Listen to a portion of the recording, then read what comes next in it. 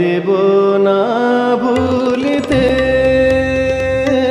হে প্রিয় আমারে দেব না ভুলিতে।